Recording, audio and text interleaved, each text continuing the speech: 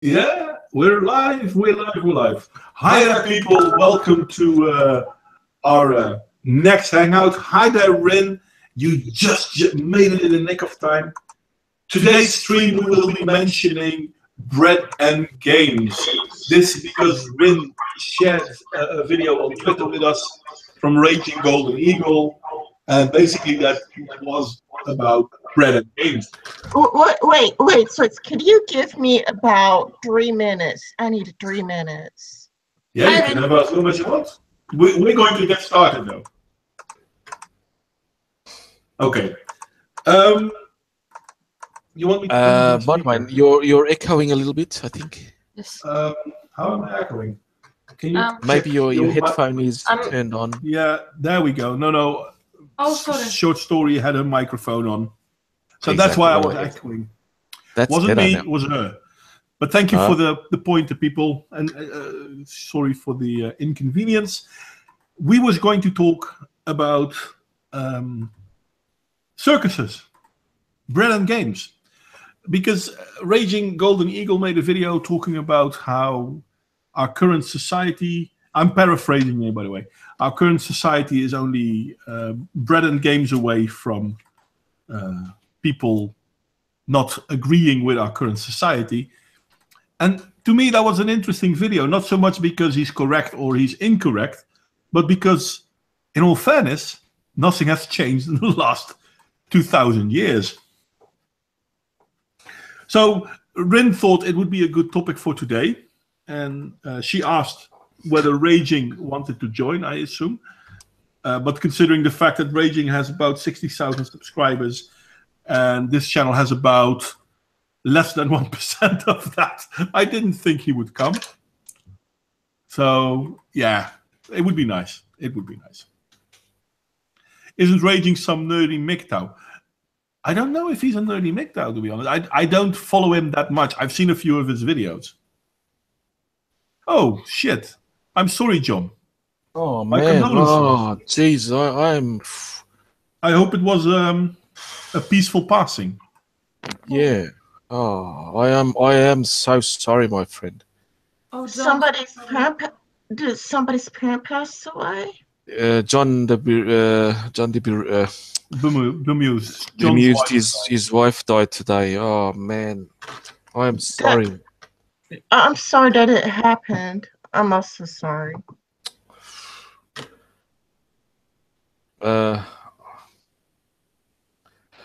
Mate, I offer all my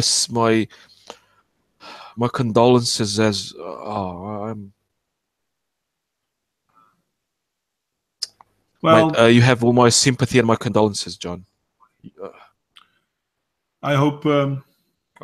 Be strong, I man. hope.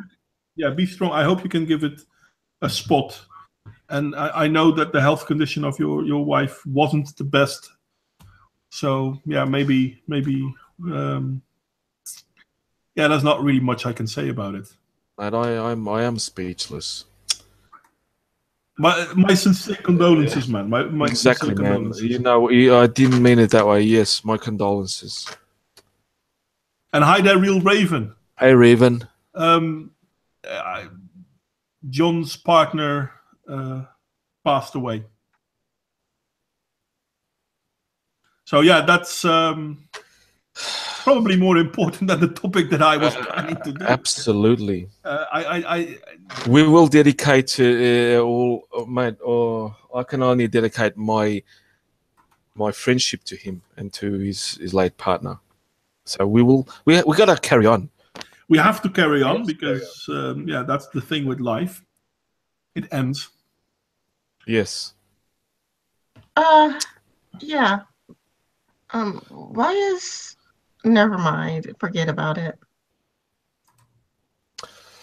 Anyway, yes. I will look forward to that eulogy, mate, and I will share it Yes. to the world if you want. Me too. We were starting to talk about Raging Storm and bread and games, and yes, I know, mate, you're right. We should carry on. I mean, you had enough around this.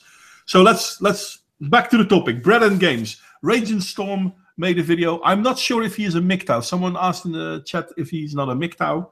I don't know him well enough. Rin, do you know Raging Storm more? Because it came from you.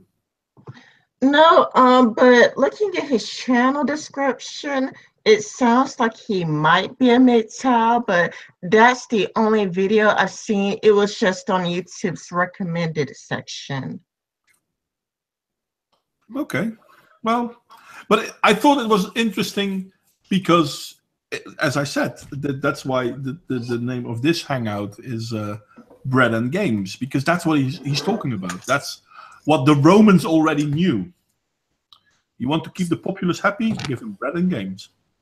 Yeah, but he wanted to a little bit more detailed than that, though. Like he was, comparing it to like our society, because it's kind of a lot like the left or progressives were to think that like if people were no longer distracted by video games, then they would be more interested in social justice and helping them out and then helping them with their left-wing causes. But it backfired, and that's what he was getting into. It's kind of like when you take away these circuses, don't be surprised that people are going to be mad at you when you destroy their entertainment. Getting rid of video games isn't going to make people in the mood to help your cause. It's going to have the opposite effect and make people want to act against you. Well, yes and no. Because, and this is the interesting thing, because it is sociology we're talking about. And it is bread and games. And the games that we now have are not just video games. I mean, video games are for a large populace, the nerds of our society, so to speak, which is bullshit, but fair enough. But games are also the football, the sports, the music, the theater, the movies. All of these things are games. If you take out one, the effect probably won't be that big, because on average people will find something else to entertain themselves. That's my take on it. What is entertainment these days? Wait a minute. I have to disagree with you, Modwain, just a little bit. And it seems like social justice is getting into everything. Where it's like getting into video games, is getting into television. I think it went into television before it went to video games, actually. Then it tries to get into comic books. It's trying to get into everything rather than in every aspect where they try to get their claws in, you also see a counter movement. For example, they try to fuck up Star Trek. So what's his face? The guy from Family Guy. He started his own Star Wars spoof. Seth Green or Seth something? Yeah, Seth something, yeah. So he started the Orville, which is already rather more popular than the last Star Trek series, even though that one is aired on Netflix. I asked. Sorry, I should have left you finish. So I apologize, Modwain. Go on. Okay. What is entertainment these days? You guys have only touched the surface of what entertainment is. But that's the thing, though. Everything is entertainment that doesn't need to be done. News today is entertainment. No one's. Yeah. Let's go back to the Roman times. What was bread and the games? And games meant circus, basically. Yeah. Why? Look what happened at the Colosseum in Rome. Thank you. That's what it is. Yeah. But yeah, what happened? Everything happened there. I mean, you could see people getting slaughtered. You see people fighting with each other. You could see people racing. All these different things. But you didn't see one thing that was basically what the Greeks had, but the Romans did not have. Well, what was it? You didn't see drama. Not just drama. What didn't you see? You didn't see peaceful acts. Plays, music, drama, yeah, that's comedies. Yeah. But the Romans the entertainment was gladiators, blood sports, and that is what is happening today in modern society. We don't really care about the higher cultures, poetry, music, drama, theater, concerts, etc. We are more inclined to think of wars, conflict, riots, etc. Then we see that in the news, in the newspapers, in the magazines, in Twitter, in Facebook, in games, in every aspect of our society now. It is exactly what the Romans had. These circuses, in not just in Rome, but the Colosseums and their equivalents Yeah, were there were spread out. circuses in every city. Yeah. But that's the thing, though, and if you look at entertainment in the Greco time, it was more, not just Greek. If we look at the Persians as well, they all had entertainment, and it in the beginning it's more wide, it's more open, and at end of societies, it always seems to become more bloodsport oriented. But More- why is that? That's an interesting. Really, this is a good sociological experiment. Why? And I don't know if there's. You are possibly more knowledgeable than than I am. Why are people in times of like? This is not the end of times or anything. This is a point in civilization that we are comfortable, we are affluent. I think the Romans were. I think that's the problem. I'm not 100% sure. I haven't researched this. I don't think anyone has researched this actually, but it's a really good question. So it might be a good thing to point my spears on. It does remind me of, like, an article I read. It says, like, if you like live in like in a communist regime, you're constantly be told how happy you are. You're constantly told that you are happy in communism. But when your life is good, when your life is great, you're constantly being told how miserable you actually are. No, that's more because of the different cultures battling with each other.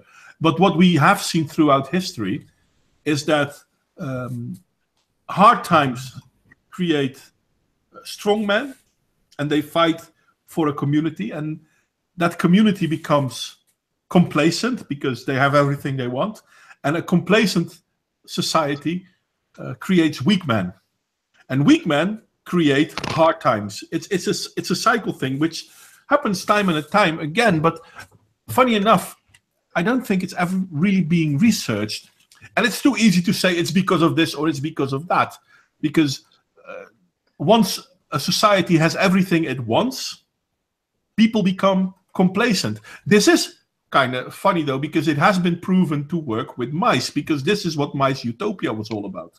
I don't know if you guys know about Mice Utopia. I do. Yes, I do. Wait, I don't. You. Okay. Please. Well, Mice Utopia was how do you call it? A social science experiment. Yeah, a social science experiment. They made. Where Oh, you go ahead, mate. No, we'll do it together. When you stop, I'll continue. Well, they basically made a square like 1.5 meter or 3 meter by 3 meter or whatever, and it was a cage. It was high as well, and they gave everything that the mice need. They always had enough food. They always had enough drink, and there was absolutely no challenge for them. What happened was that the mice became complacent. The male mice became less enticed to forage because, hey, there's no reason for it. And the female mice became less interested in taking care of the children. And after several generations, they nearly died out. They basically and there was a lot of conflict in between. Yeah, there were. I need to go pee. There were gangs formed, quote unquote. By the way. Well, wait a minute. What, Modwain, the female mice didn't want to take care of their kids because everything was provided for. And the male mice didn't want to forage anything. There was no incentive to, for example, reproduce. There was no incentive to protect the See, natural wild animals protect their young mostly. There are some that don't, for example, reptiles and insects and that, but mammals do. They're highly protective of their offspring. They will, for example, people, I really needed lions. to lose Lions some weight. will kill the offspring of other lions before they mate with the female lions. So they know that it's their genetic material that's being passed on. That is, but in that experiment, they found that aspect of thing broke down. The society, quote unquote, broke down. Why would a female? Are you saying that this translates to humans? Is there any like this translates to humans? No, No, because I don't get why any parent would want to stop taking care of their kids. It seems well, don't take it. unnatural. No, it's not taking care of their kids. It's more like not having. No, it is actually it is not taking care of the mice utopia. With the mice, it was proven that not taking care of the kids was absolutely part of the problem. Women didn't take care of the kids, and men weren't able. The male mice weren't able to take care of the kids. I can't bring myself to understand that. Why? I can't imagine a parent that doesn't want to take care of their kids. That Okay, just I'm going to doesn't be make really any mean. sense to me. There are many examples. I understand you, Rin, but I'm going to be really mean. Yeah, Do you know what in America the main cause of death is? Are you talking about mothers that drown their children? No. I'm not even talking about that. I'm merely asking, do you know what the main cause of death in America is? Is it abortion? It is. Yes. But don't worry about it. You will never find it in the numbers because it's not considered death because you're not born yet. But at the same time, it shows you how degenerate society has become. Wait, Modwain, I want to talk to you about that here. Like I hear for some people it's an economic issue where they cannot afford the child and the child is too expensive for them. It has more to do with instinct. Can I just answer that, Rin? Sure. Did you know that in the most poorest societies, the birth rate is at the highest? It is they produce more children, not because I was taught this in year 9 geography. This is when I was in Australia, year 9 geography, and they taught me, my teacher, Mrs. Ferguson. I still remember her name, so I love that teacher. She taught, so she knows students. She said, societies go through phases. But you can look at it real short. The poorer the society, they produce more children, so the children will take care of the parents when they get older. They will die. A lot of them will die, but the population grows. But now, because of modern societies where there is hardly any country where there is no medicine, there is no adequate food. Of course, there are countries that have lower food, like in sub-Saharan Africa, there are countries, Sudan, etc., North Korea, there are starvation, and Venezuela again. But there are only points. They are not the overall of the earth. Our society today, in every country of the whole planet, has gone so far ahead that there is there's no condition where children do not survive. That's why we have grown in the last 50 years from about 3 billion to 7 billion now. And if we look at our current point in time in the Western world, whether it's America or Europe or Australia or even Japan, which still is part of the Western world in my mind, it is. We see a dwindling of birth rate. Why? Because there is less need for children. And this is the main thing, and this is why Mouse Utopia is so very important. What was the primary security for people for their old age? Their children were. But in our current society, that's no longer the case. So now you have poor people, or not even poor people, because it's rich people as well. You have people deciding that the child is not welcome at this point in time for whatever reason, and they use abortion to, how do you say this, stop the inconvenience of having a child. Well, wait a minute. If we look at very poor societies, even in our current day and age, they have way more children. If we look in the Middle East, they have lots of children. If we look in Africa, they have lots of children. Why? Because there it's still part of being able to survive yourself. Yeah, but I mean, isn't having a child to help take care of you at your old age better than being in a nursing home or a retirement home? Because some of the times those retirement homes or nursing homes are in poor conditions. Well, some of them are, not all of them. But So- that's not really relevant. You said that you don't need a child anymore to take care of you at your old age, but I mean, in an old age, I mean, you are at risk of getting Alzheimer's, dementia, so many things. But Could there are happen people. to you. There are people Yes. that are able to take care of you when that happens. And can I say in Go on, society- go on.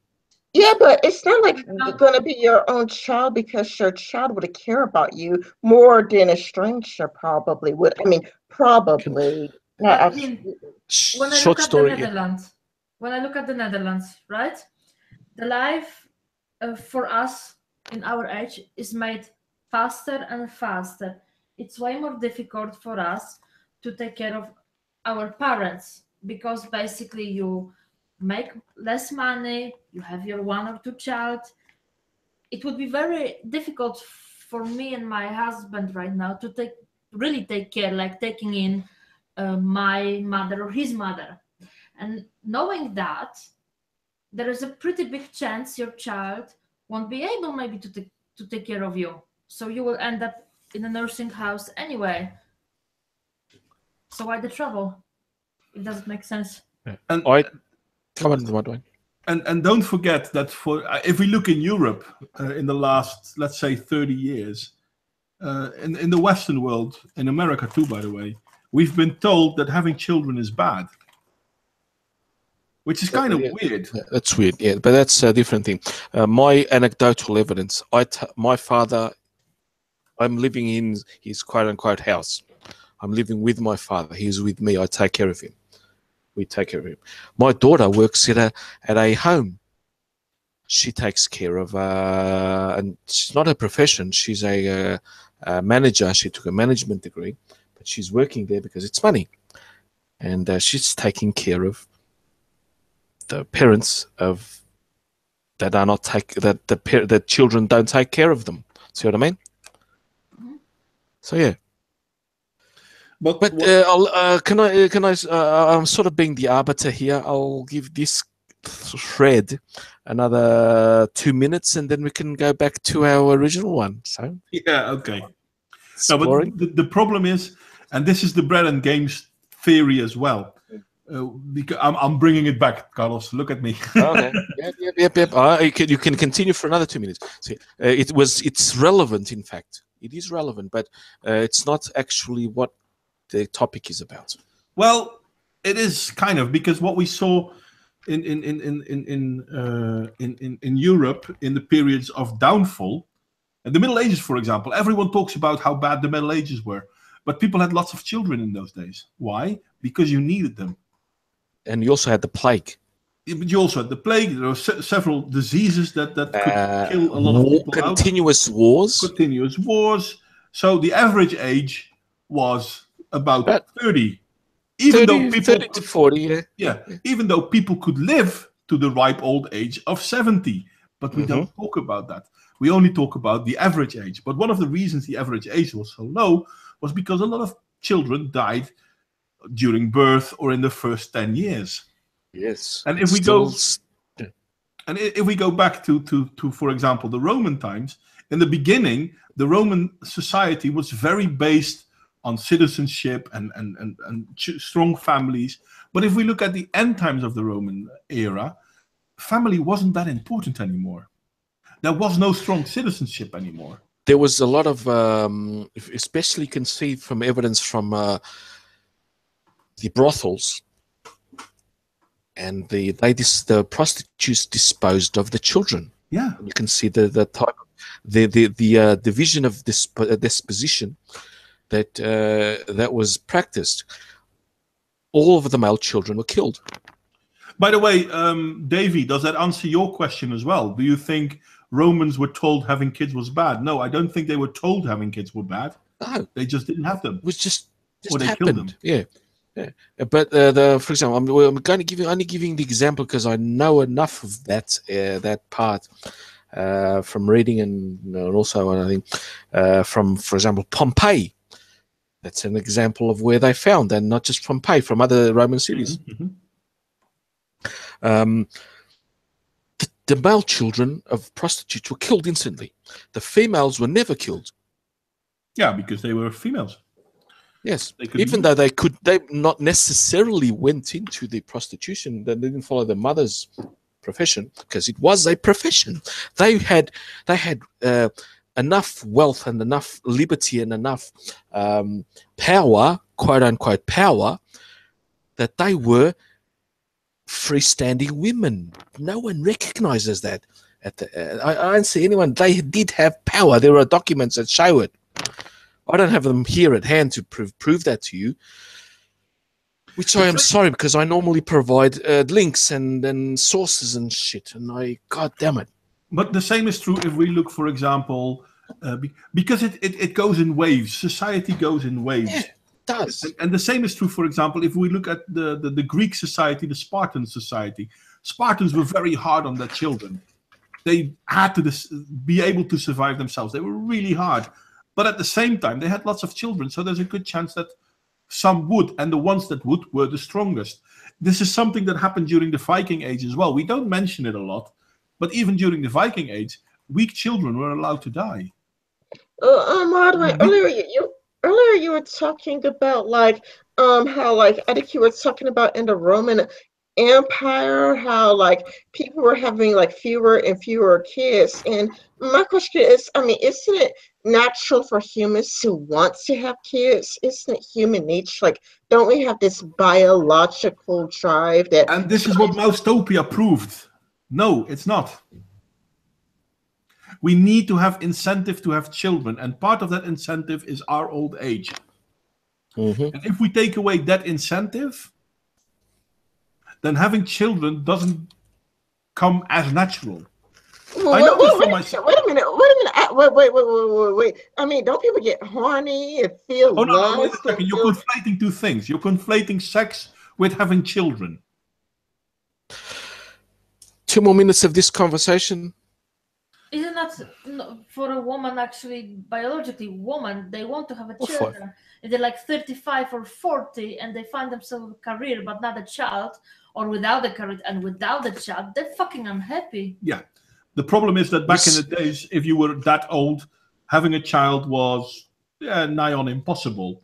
Now, nowadays, you can, with a bit of luck and a lot of medical help, still have children. But on average, a lot of women at that time don't have children anymore. The either. oldest woman to have a child, I think it's 60? Something like 62. that. It's about something like an Italian.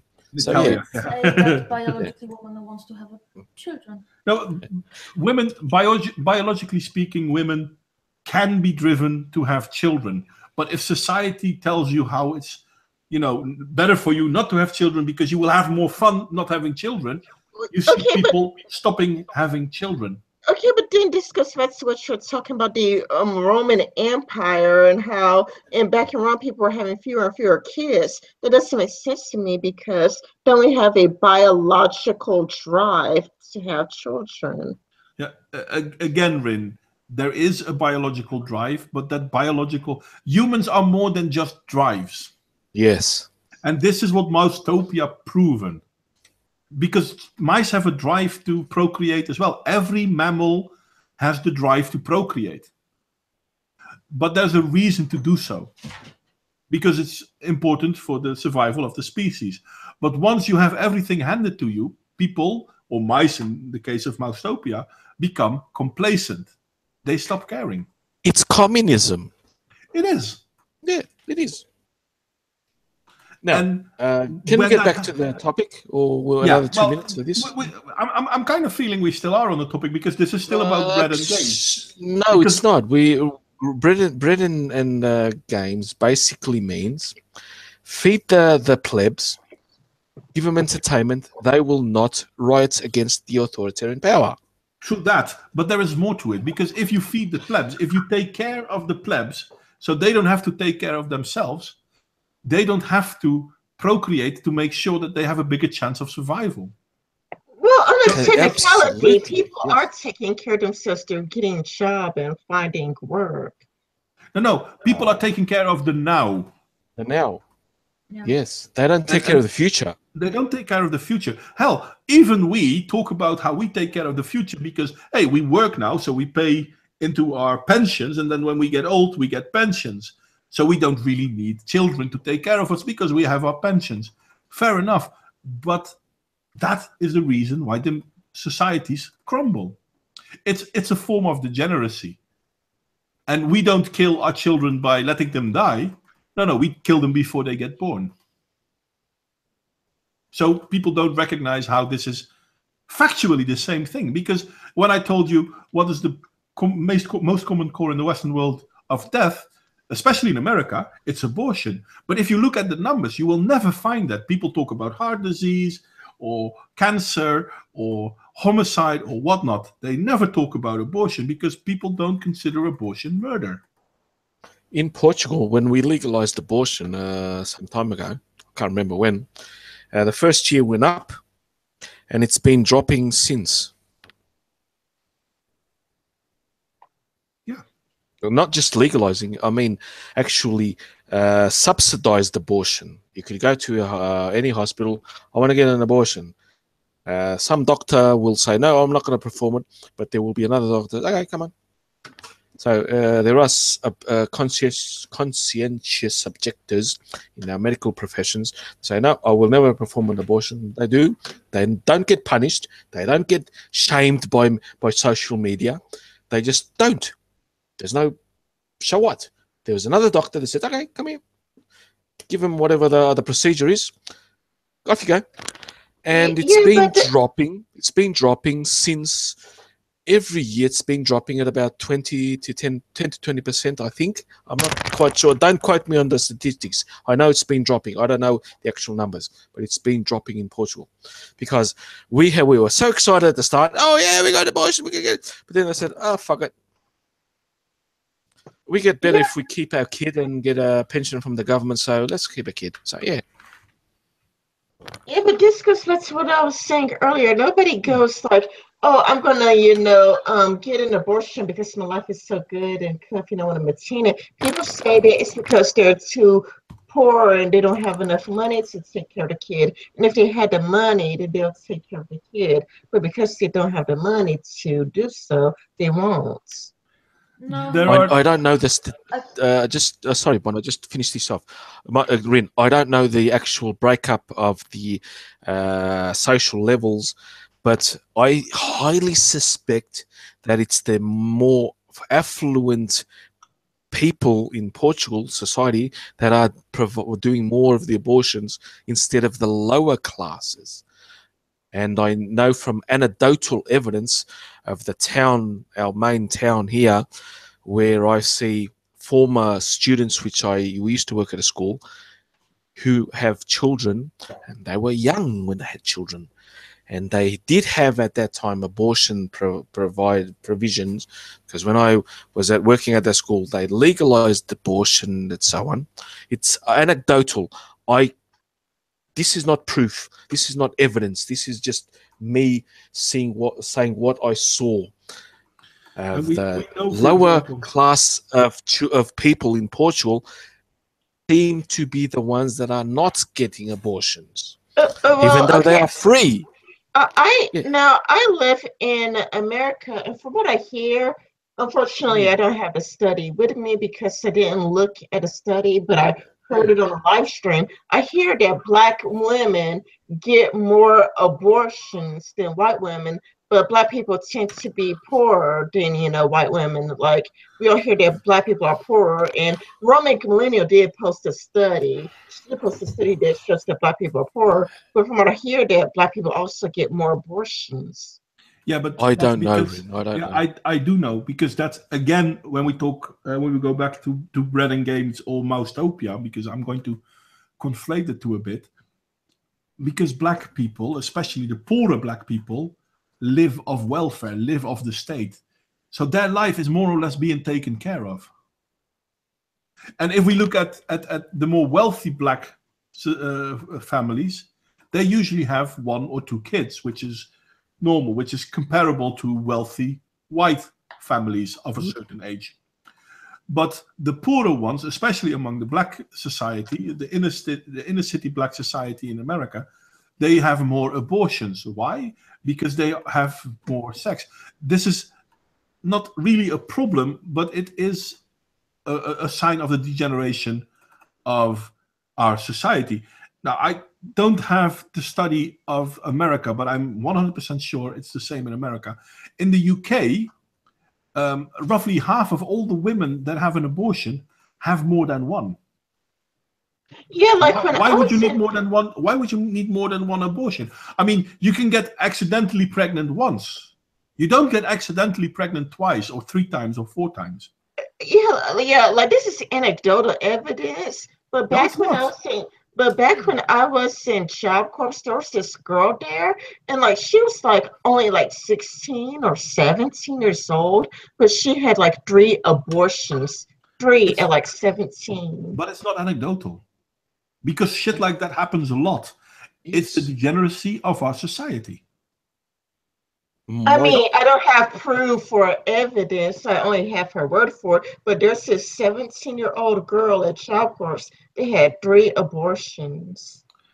I can see if I can find the UK study. What I have to think about, though, and I'm coming from Poland, traditional country, Catholic country. When I was in high school, I already remember our priest or other teachers would make a conversation with us about abortion. We already were taught so many times that you have to be able to do what you want with your body, and that means being able to have an abortion, that a lot of girls from my class would say to the priest stuff like, wait a second, I want to have a good time, I want to go out. If I get pregnant and I didn't even finish study yet, why does my life have to be end? Now, we are talking about people who are 17, 16, 18. How many of them, I don't know, will change their minds? And how many of them will stay with that, well, fuck it, I want to have a good time and abortion is an option? And we talk about 15, 20 years ago in Poland, in traditional country. Okay, I'm going to link. No, I'm not going to link it. I'm going to share it. I'm sorry, I'm not going to link it. I'm going to share one article. Okay, so everyone, I need to. While you do that, I just want to say that many countries, abortion seems to be a birth control method. In other countries, it's just the last resort. And if it's a last resort in certain situations like health or rape, then I'm not against abortions as is. Exactly. I'm not against abortion, but I am against abortion as is. That's how I should have said it, because people have multiple abortions, and this is then an article from 2017. You mean multiple reproduction or not having children choices, like day after pills, IUDs, the birth control pill. We're talking about abortion. We're not even talking about the birth after pill. Exactly. We're talking but about they don't abortion. need it. Yeah. I mean, listen, if you had sex and you're afraid that you might become pregnant and you don't want to become pregnant, indeed, get a birth a morning after pill. For example, yes. Problem solved. Or the actual pill itself. It's about 95, 96% effective. Yeah. They're not that expensive. Anyway, people And have they are multiple- subsidized. Yeah, well, In nearly every country, they are subsidized. even if they're not subsidized, condoms aren't subsidized either. Yeah, but they're cheap. Yeah, but they're Yeah, cheap. it's not a big deal. People have multiple abortions, and stigmatizing them is counterproductive. So basically, what they're saying is, yes, women have multiple abortions, but saying how it's bad, no, you shouldn't say it's bad that they have multiple abortions. But how isn't it bad? Now, I don't think it's on purpose that the two women we are seeing here are black. It's very possible that it's coincidental. I'm not going to read the whole thing. It's just one of many articles you can find. These people, if it's from a far right source, it's racist. If it's from a far left source, it's empowering. Yeah, that's basic. Well, this one stigmatizing. You're not supposed to talk ill about people wanting to have an abortion. I think it was Lena Dunham, because someone in the chat asked us who was the feminist that wanted to have an abortion. Lena Dunham actually said, "I'm sorry that I never had an abortion." Yes, that she did. Yes, absolutely. Yes. So this is how degenerate our society has become. Abortion is a way of birth control, and we don't want our children.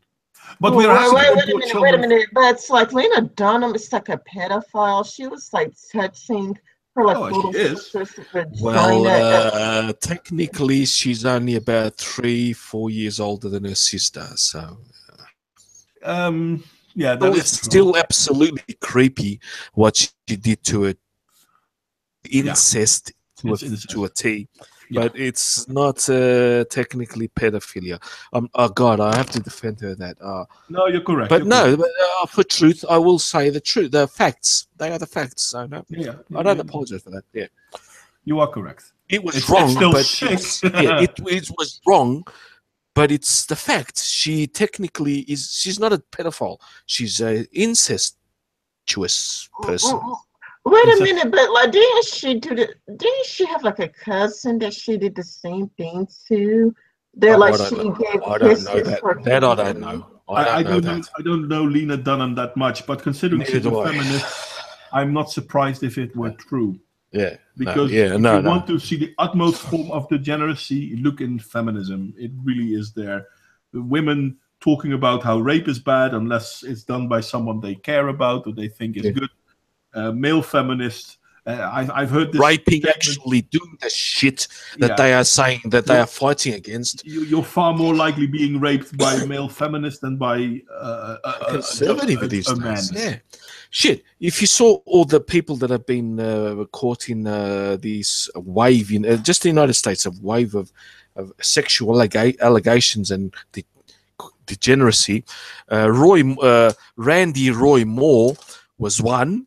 But then you see the whole huge list of leftist male feminists and Democrats, which, damn. Yeah, you know what? Sticks Hexenhammer 666. He made a video where he talked about it inside it. Like he thinks it boils down to like two things. And like one is a lot like, you're projecting your sins into other people. Like you think that because you're like a certain way, you think other people must be a certain way. And another thing he said that it could be, it's like a guilt.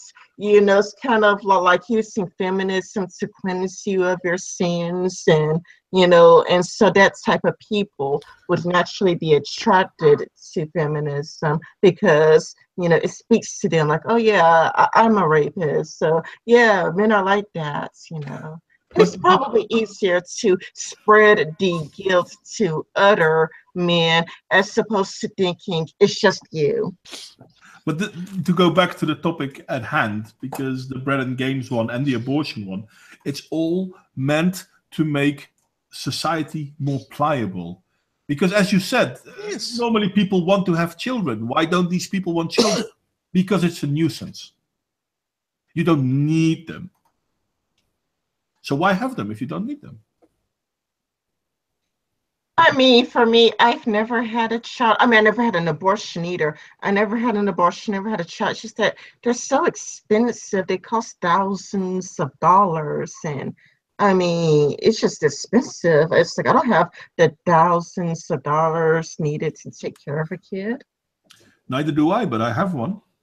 Isn't that part of this will almost sound like a conspiracy theory, and I just absolutely do not go down that path. You guys, I hope you guys recognize it. I don't want to repeat this every time I say something stupid like this, because it appears, like I said, it appears that Western society is making having children expensive, maybe on purpose, maybe not. I don't know.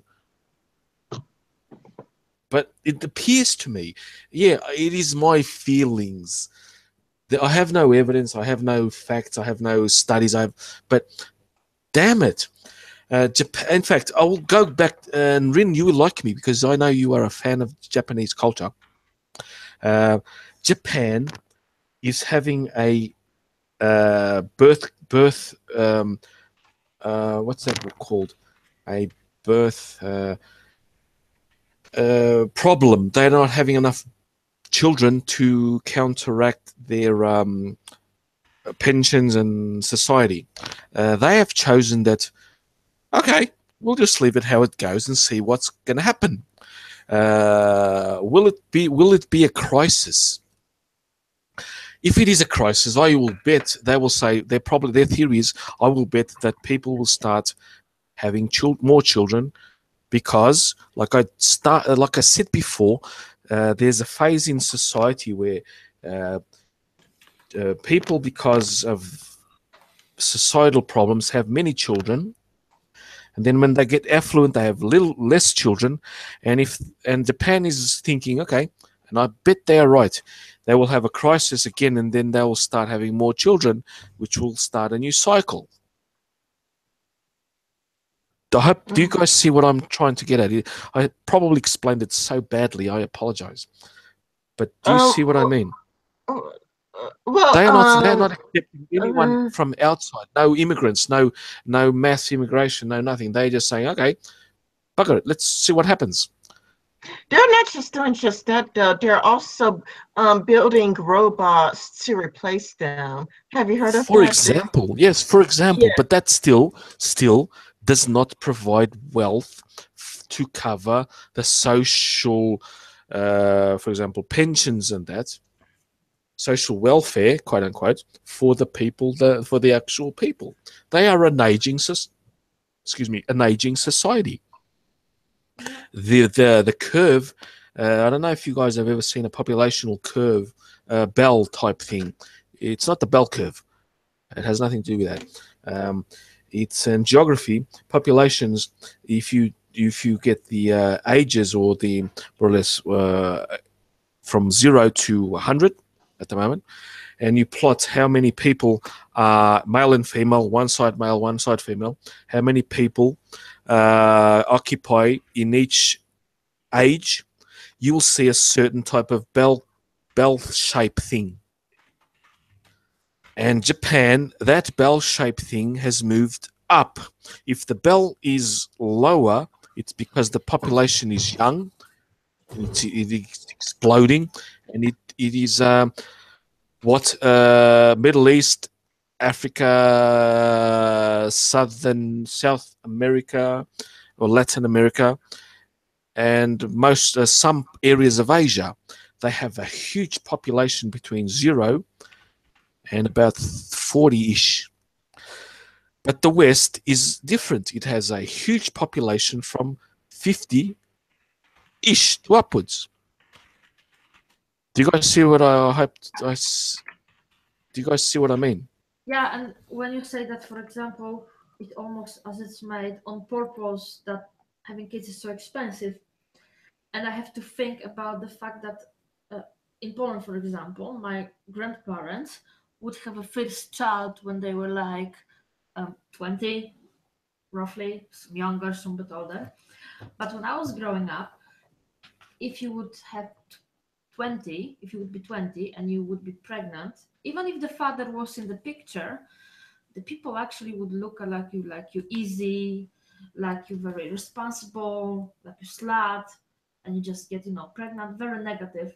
And if the people would be 23 and they would be living together and thinking to start family, they would often hear, no way, you're way too young, you probably are going to break up.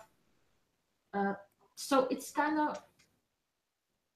to push to us that it's very responsible. And I changed my mind. I'm actually not believing it. Look, I'm 35. I'm probably not going to have another child because I had the first so late. And there are many times when I said to my husband, I should be 20, 25 for this.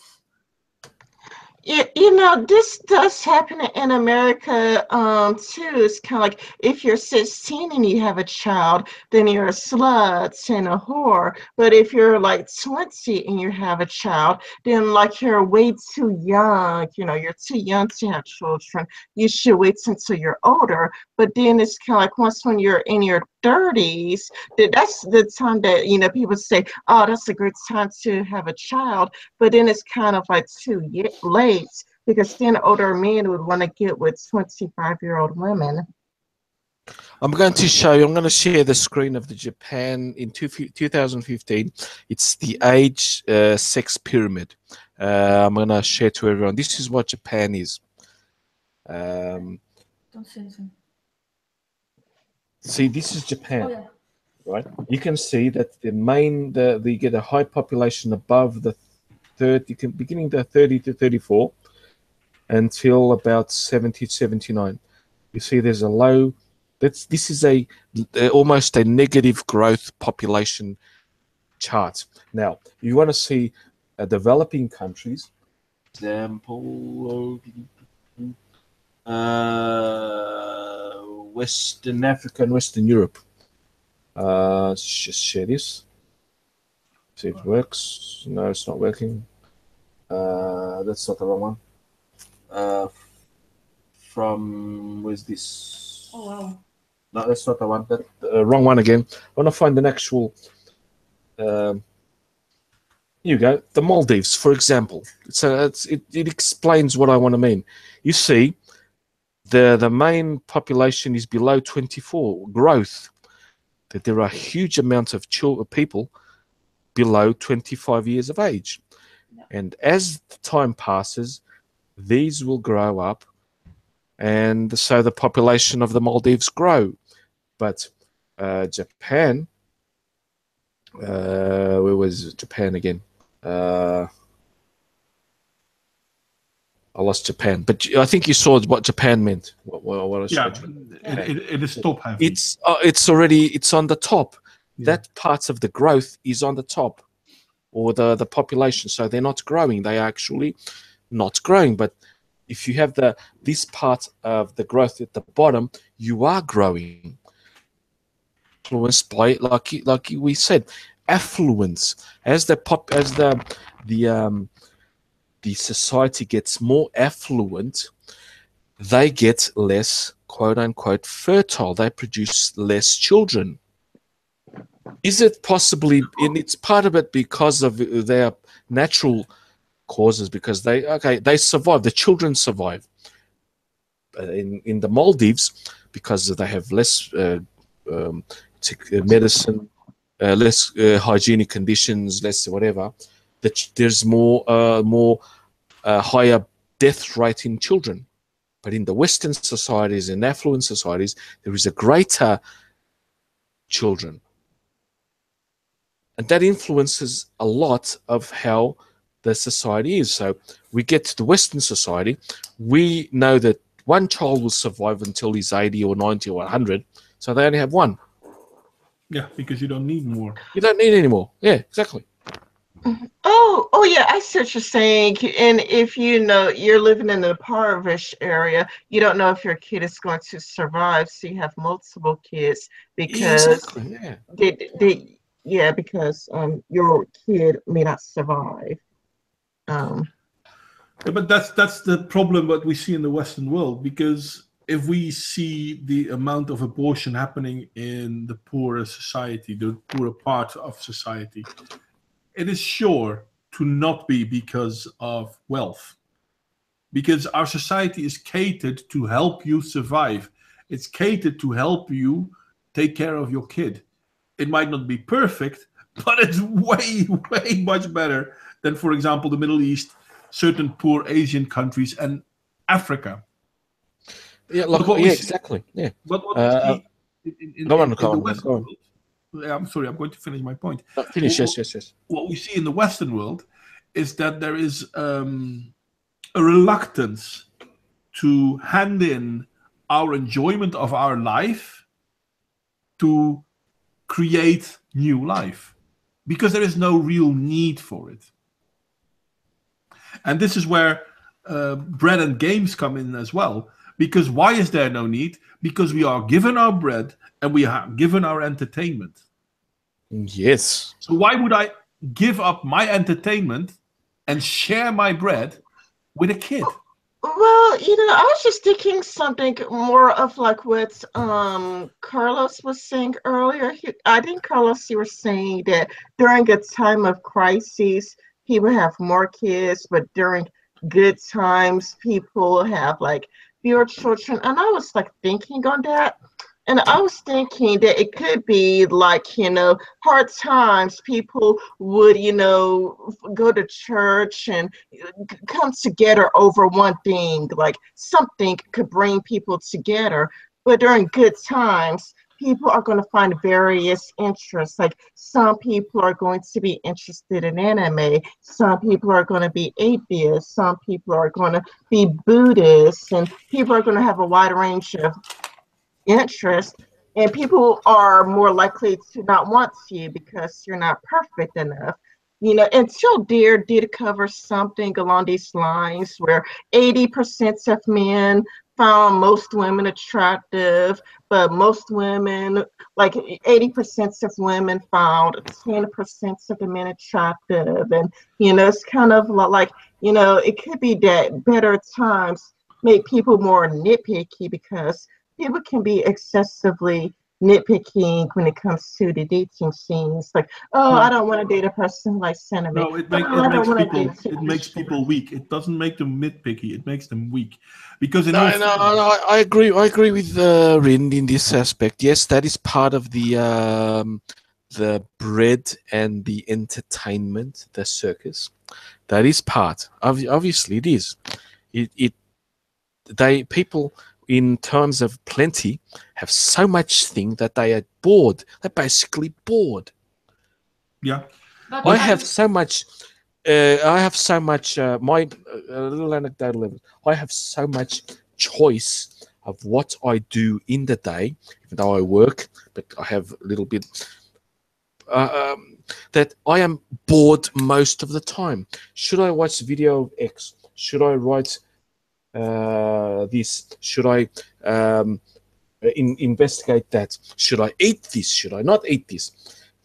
Should just so much choice. I get bored. I get shit. The internet. I'm done with the internet. I've reached the end of the internet by about 10 p.m. 10 a.m. I'm saying 10 a.m. in the morning.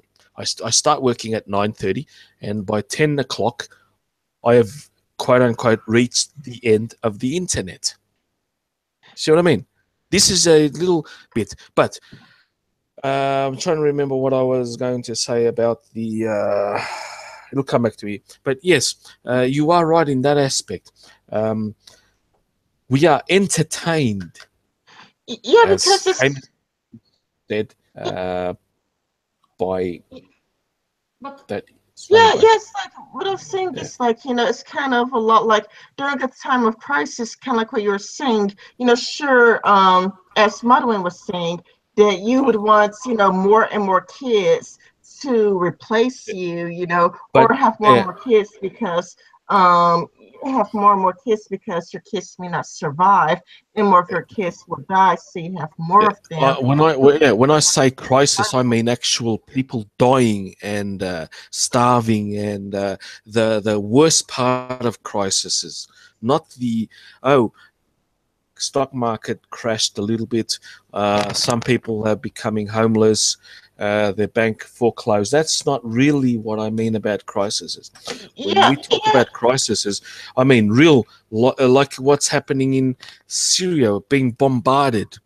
I'm sure that the Yazidis will bounce back in about 10 years to their original population. yeah, exactly. And I wanted to add on to that. Like in places like that, like they probably have like Islamic come and Islam probably acts as a foundation to keep people together. But as society becomes more better, you don't no longer are interested in religion that keeps everything together. Suddenly you have choices. And then choices come, and then you could be interested in anime or this or that. But then people could be a lot like people are so used to feeling pleasure and people are so used to being gratified by video games or whatnot or television or sports that they become more selective. It's kind of like, well, do I want to date a video game nerd or do I want to date a gothic freak or do I want to date a jock? I don't really like jocks, people because it's kind of like you no longer live in the heart somewhere, religion brings everything together. Your mind begins to wander. You begin to find something unique. Okay, like, let me put this up. Prince of Claims brought this up that, like, gender, non-binary, gender fluid people have a really, really hard time finding a date. This is what I mean. Like, you begin to find something that is more uniquely you, something that you like in particular, which other people could view it as weird or freaky and lame. And you're not like, well, I don't want to touch that. So it's kind of like your interest can make you deviate from the rest of the society, and people are all following their interests that they become so alien to each other that they don't have that thing that bonds them all together. Did you know? I hope I can say something, Modwain. If you want to say something, I'll hold on. No, go ahead. I was going to say that. Did you know that in Islam they are having an existential crisis at the moment because there is a huge rise in atheists in their communities? And do you know why is that happening? In the Gulf states, they have a huge populational crisis as well. They are not growing that much. No, that's why they have to. It's mostly the more rigid countries like Saudi Arabia, Iran. They are growing. No, they're not growing by the population. They're growing because of immigrants. Yeah. But the immigrants that they want to have to work there, not the native population. They're not actually growing.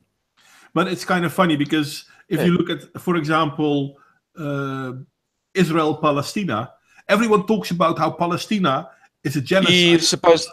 But they're growing at about 5 or 6%. Yeah. They've in the last 20 years they nearly doubled their population size. The population, the Israelis are absolutely shit genocidal maniacs. They can't genocide anyway. They can't genocide at all. Yeah, exactly. But my point, going on that, what I was saying that they have that existential problem, is that they are now in many countries from Egypt, which is not an Arab country. They're semi-Arab, but there are also other Bedouins and also to nearly all of the rigid Arab countries. They are starting this year. I've seen news reports, I've seen articles that they are starting to bring in laws to actually criminalize and outlaw atheism because they are having a huge growth in atheists in their own community.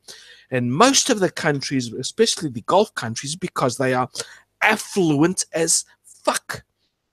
And this is a problem, and this is also why we see to them they are, not to us. I don't give a shit if they are. I hope they all become atheists. Yeah, fair enough. But this is why we see that Islamic terrorism, as people like to call it, I don't like to call it terrorism. It's basically what they do. Terrorism, Is mostly affecting their own people. Because if you're not a good Muslim, you're an apostate, and if you're an apostate, you need to be killed. and also that most of the terrorism is in the areas which are unstable, some provoked by Hillary Clinton and so on. I'll say that, and I don't give a shit. But in other forms of Islamic terrorism is occurring is in the Western countries and in the peripheral countries which border Islamic states. For example, Burma. They are absolutely shitting on the Burmese government because a small minority is being so-called quote unquote cleanse ethnic cleansing. Okay, why don't they also look at the Uyghurs of China, which have been absolutely fighting the Chinese as well. Yeah, the Chinese are cracking down on their own small Muslim population, but no one actually speaks of that. They are performing the actual same thing. They are being the Uyghurs and the Rohingya have been performing, doing terrorist acts. They have been being intolerant. They've been everything that Islam is. Islam, not the Muslims. No, indeed, Islam. That's the thing, because everyone talks about how the poor Rohingyas are now being kicked out of Myanmar. But they invaded that area. Well, they invaded it, and people seem to have forgotten that in the last, let's say, 70 years, the Rohingyas are directly responsible for the murder of more than 50,000 Buddhists that live in that area. Exactly. If we look at Pakistan, before Pakistan was a Muslim country, it was a Buddhist country. If we look at Afghanistan, before Afghanistan was a Muslim country, it was a Buddhist country. Some of the holy sites of Buddhism were in Afghanistan. You know how many Buddhists live in Afghanistan now? None. Indeed. And also they had Jews, no Jews there. Christians in Pakistan have been blown up. They even fight their own different Islamic. The Baluchistan, they are Muslims and Christians, but they are being persecuted by the Pakistanis. And that's the problem. Exactly. But we are sliding off of another cultural. A little bit, but cultural. But that's still a bit of the circus and the entertainment we are fed. And the lies between Myanmar, but not the same lies in China. We don't see the Chinese. We don't hear about the Chinese oppression of the Uyghurs. No condemnation anywhere. No, because that's circus. Because China is also a minority country, so to speak, even though it's the wealthiest country in the world at the moment. But hey, no, they're not. Actually, they're not. They're just the most populous single country in the world. Yes. Wait a minute. Don't Chinese or aren't like Asians the biggest population on Earth, and aren't like white people actually a minority like worldwide? If you white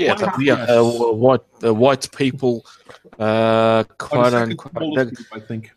Oh God, I hate those. I hate those classifications. Yeah, but roughly speaking, ethnically speaking, we're the second smallest group. I absolutely. You are.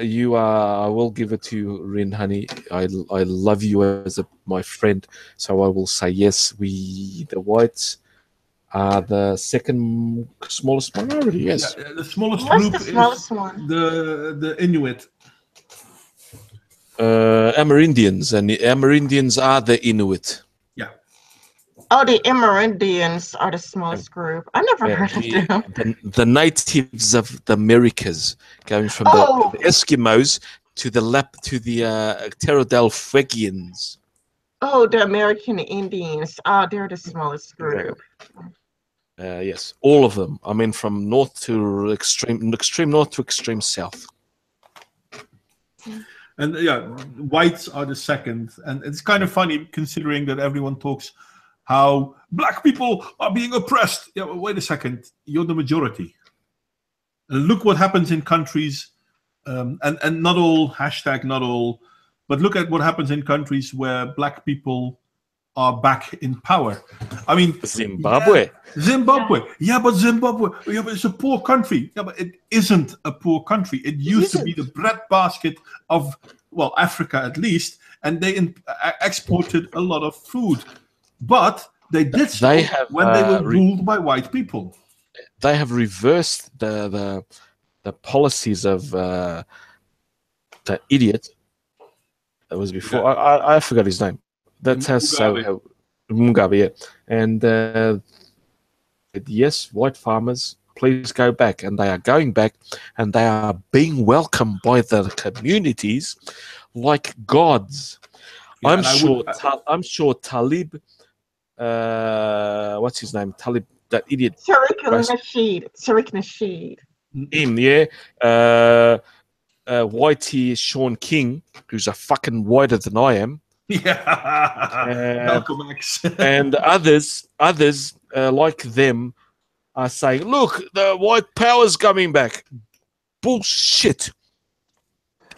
Efficient people are coming back. It has nothing to do with color. It is people who know who love their country, and they were kicked out unfairly, and they were racially discriminated, and they are now going to bring back Zimbabwe to how it used to be, the breadbasket, hopefully. Well, mostly not. I'm doubting it will happen, because I hope most people will be smarter than to actually go back. But yeah, no. And South Africa is trying to say, no, Zimbabwe, hold my beer. We can do worse than you guys. Yep, because there is now a huge white genocide going on in Zimbabwe. Sorry, in South Africa. God, I wish I could invite many South Africans, but because I know what their link to their country is. But in all fairness, if we are going to talk, okay, Europe needs to import people because we need. Why don't we get the whites? Import white people from Africa, because they get murdered there. And America, there are many Argentinians, Brazilians, Chileans, Uruguayans that would love to come to work who are highly educated. They will integrate beautifully. They would love to come here. But I have to admit, not all black people, because if we look at Nigeria is a completely black country, and it's, as far as I remember, completely landlocked. But they are. No, they're not landlocked. No, they have the coast. They have a coast. Okay. Yeah, Nigeria. This Niger or Niger. Maybe. No, you're right. No, you're right. You're right. My bad. But they are trying to be a Western society because they've always been a Western society. But then they had a revolution. They were basically turned into a socialistic, communistic country. Sort of. Well, yeah, same as Zimbabwe. They discovered oil. There was never many whites there in Zimbabwe. In Nigeria, it's half and half Muslim and Christian. No, that's Sudan. And they're fighting. No, Zimbabwe. No. You look it up. Nigeria is more or less half and half. Okay. North and south is Christian. And do you know what is the Nigerians produce? They are one of the most highly educated African peoples, individually peoples in the world.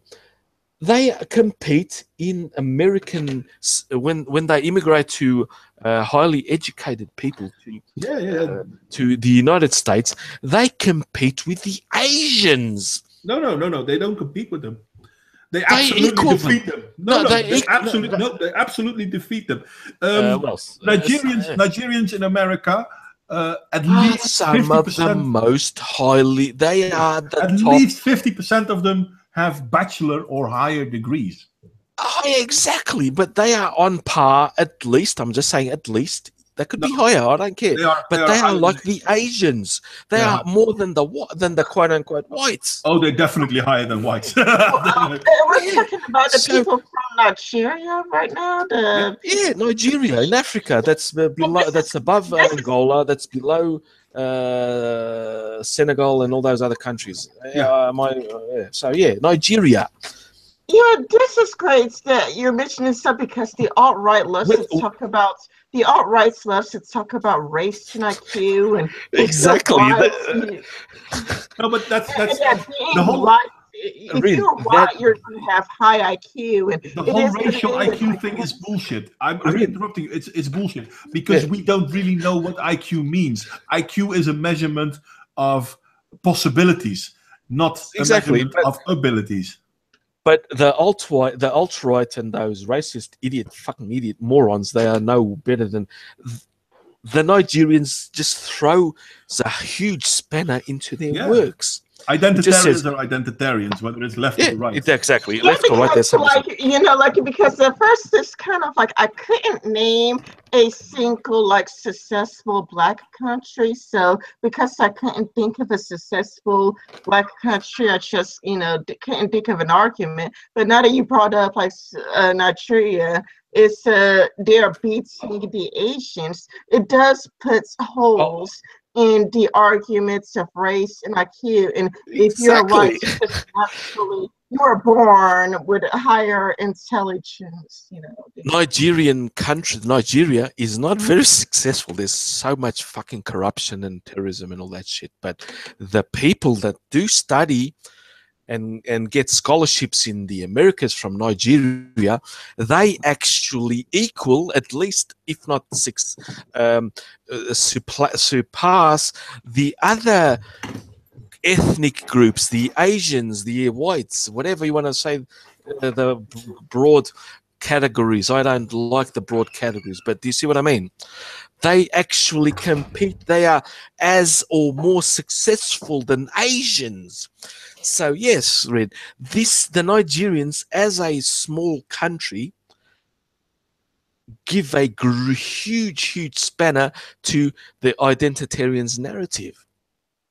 Because intelligence is linked to because it's kind of it's the part that I got stuck on. It's kind of like, oh, can you name a successful Black country? Then it's like, well, I'm stuck there. I didn't say anything, but it's where I got stuck here. But now I know that it's kind of like Nigerians is I just didn't know that until now. Well. That's a fact. I can't say it's a fact. It occurs. Nigeria is not just not known from the email. I am a prince. Send me $1,000 and I will deposit $1 million into your bank account because of those scams, email scams. But that just shows how fucking brainy they are. Thinking and getting actual Europeans in European and Western countries to fall for those scams, they are not stupid. That's why I love them in many ways. The Angolans are also catching up with the Koreans because they now have also discovered oil. And yes, of course, the government and there's corruption and all that shit. But they are also slightly investing in, or at least sending their better people to countries that give them good education. And in the case of Angola, many of them are coming to Portugal because they share the same language, Portuguese. And Portugal does not have an SJW dominated education system. We just have an education system because we are too fucking poor to do an SJW education system. So they are learning and then they're going back to Angola and they are then teaching and etc. They are actually improving. And I like this new president. I know we're going a bit off topic of the circuses, but I'll finish it quickly. Angola. The new president is cleaning out Eduardo de Santos's regime. He already has kicked out his daughter, Eduardo de Santos's daughter, who owns a hell of a lot of shit in Portugal, to our energy sector, to our television center. She's probably the richest woman in Africa, if at least one of them. And this new president is just saying, no, we're going to clean slate and let's see how it happens. But I think they are trying to emulate Nigeria in terms of education, getting people smart, getting people a little bit more, a bit more fairer. And Angola is a socialist country. So, yeah. But socialism in itself doesn't have to be a problem. It usually is, though. It is. It's because I don't want to work a lot and not get recognized by that. Bloody hell, no. And that's why bread and games and mouse utopia are so very much entwined. Because bread or security means that you don't have to fight for your survival, and games are a distraction of the fact that your society is dwindling. That is exactly. And Rin, when it's games, it is not games. It is a distraction. Be it news, be it it's entertainment, be it what else? Social media, be it. It is a huge, broad spectrum of things that distract people enough. I'll give you an example. When Salazar, Portugal's dictator from 1932 to 1974, he died in 68, but the dictatorship lasted until 74. He had a motto. The people, the plebs, were fed with fado, which is one of our national songs, football, and family. That was his motto. That was his bread. Yeah. Now, the circus. No, that was his circus. The bread. Yeah, that was his circus. Yeah. And the bread is security. The bread was he kept Portugal out of the Second World War and most of the conflicts afterwards. But he stamped our faces. As George Orwell said in 1984, a boot continuously stamping on a face. Antonio de Oliveira Salazar, did that to the people, and I've talked. I think I've talked to you specifically. Well, you were in. I think I remember you were in a stream where I talked about my father's experience and what my Portuguese people experienced. We needed a license to have a lighter, a Zippo, or a big lighter type thing. I would love to see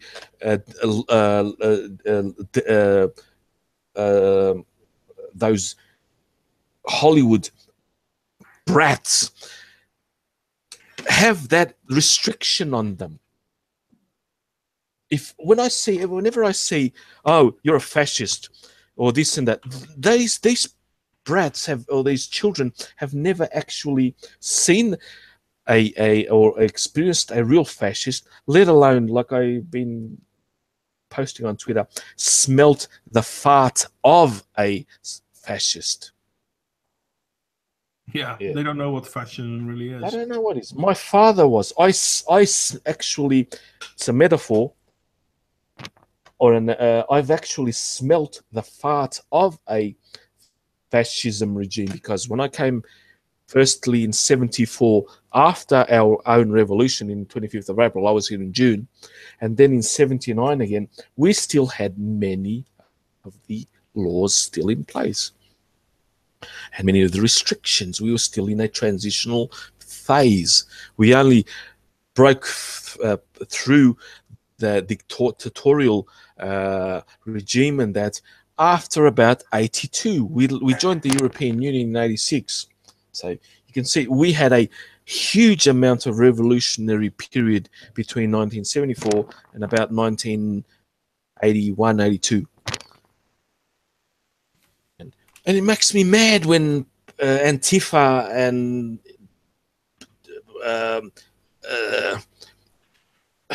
what's that called? That cafe, that coffee shop that's hugely popular in America, and not just that. Starbucks. Starbucks, yes, Starbucks socialists. I absolutely hate them. They don't know what a actually dictatorship is. I still know. I know. I was born in one, and I still have the tiniest recollection of it. But that's the thing, and this is I can't Be right remember. back. I have to go to the toilet. I'll be right back. Okay, see you in a moment. But this is I can't remember who said it, but the fascists of the future come back and call themselves Antifa. But going back to the topic at hand, bread and games. Games is a distraction. Bread is security. So if you could give security and distraction, safety and distraction, then we get back to what Moustopia is. Then a society starts to dwindle. Now, it won't happen with us as fast as it did with Moustopia, because in Moustopia, they had absolutely no outside interference. We have at least outside interference, which is changing the patterns a little bit. But if we look at, for example, a country like Sweden, where people used to be able to go to pension at the age of 60, they had food, they had work, they had distraction. Then they had so much complacency within their society that when they had politicians that said, you know what, let's import people that are not compatible with our society, and we see a skyrocketing in crime because of that, most people are still like, well, I have my food, I have my entertainment, why should I bother? And this is what happens in, for example, a country like Sweden. It's become complacent. It's very feminist, but at the same time, it's the rape capital in the Western world. You know, I I have a situation like, for example, people when they live in areas when there's a lot of crimes, yeah, they try to fight back. But there are people who live in the areas when they don't have that problems, and they basically stuff like that. Well, I've never experienced it. I hardly ever seen it. I've never seen it where I live, the place I live. Okay, but the place where you live is not the whole world. And You know, you have the possibility. Sorry, and you have the possibility to actually even Google it and see what's happening in the other far place, far area of your city and how people are live, and you still don't do it because your life is good enough. You know, I never really thought about it that well because I never heard of Mouse Utopia. This live stream has been the very first that I ever heard of Mouse Utopia. I will And it's link it to kind you. of like, it's interesting to hear that just a reflection between Mouse Utopia and Sweden, that people could have a life so good, so pleasant, that there could be a migrant crisis, and it's kind of like, man, like, like no big deal. Like I got raped, but I don't want him to go like back to his own country. I got raped, but it's no big deal. Like let him stay here, because that article was shocking when the journalist wanted his rapist to stay in the country. But that's a little bit the problem that we have in the Western society. We have become complacent. We are infighting.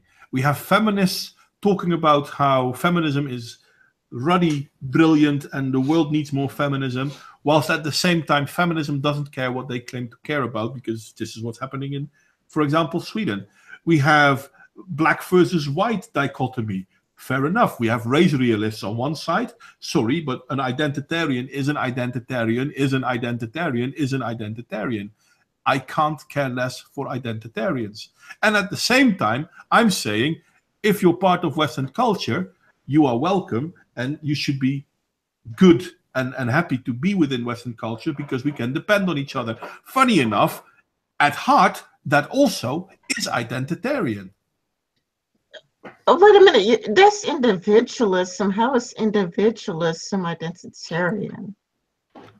Because it's not pure individualism, because we want you to be individuals, but we also want you to be individuals protecting our individualism. So we have to protect each other's individualism. We have to not attack each other's individualism, which in a way isn't individualism, because we still do group things.